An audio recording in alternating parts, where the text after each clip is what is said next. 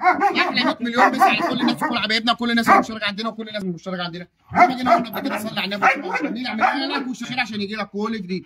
النهارده جاي لنا حد حبيبنا وصاحبنا، بنقول اللي بيجي اي حد عندنا لازم نستغله. طبعا هنستغله في ايه؟ هنستغله ان احنا نشغل الكلب الرد نلبسه الكمامه عشان يخش يقرصه شويه ويسخنه ونشغله للكلب ما يتلمس وما يتفنش. ده احنا بنعمله ازاي؟ نلبسوه الكمامه عشان ما فيش حد يقدر، عشان انت لو عايز تشغل كلب عندك واصحابك خايفين من الكلب يبقى لازم تعمل ايه؟ تلبس الكلب كمامه بس. نو طبعا احنا مش عارفين بقى الكلب ده لابس كمامه قبل كده ولا لا. نو شكله كده ما لبسش كمامه قبل كده. نو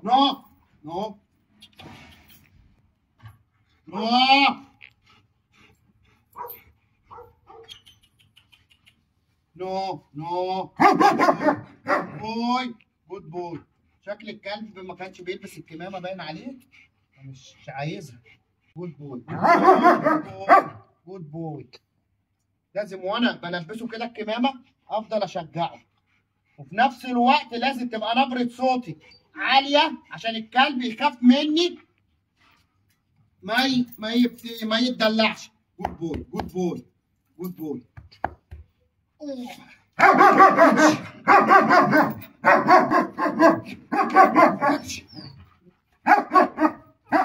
طبعا هو هنا مش احنا بننزل عليه وانا مش شغاله عشان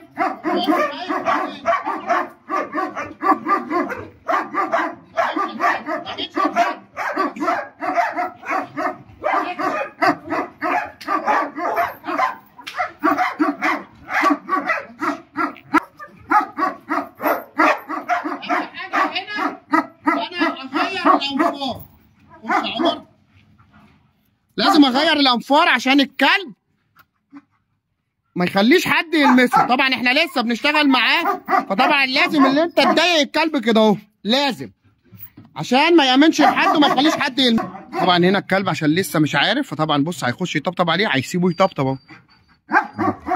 لازم كده كل ما تيجي تطبطب تقرصه، كل ما تيجي تطبطب تقرصه عشان الكلب يتعود اللي ما يامنش لحد. جدع وفي نفس الوقت انت تشغل الكلب. احسن ايوه كده مافيا جدع. ايوه كده ما حدش يلمسك، ما تخلوش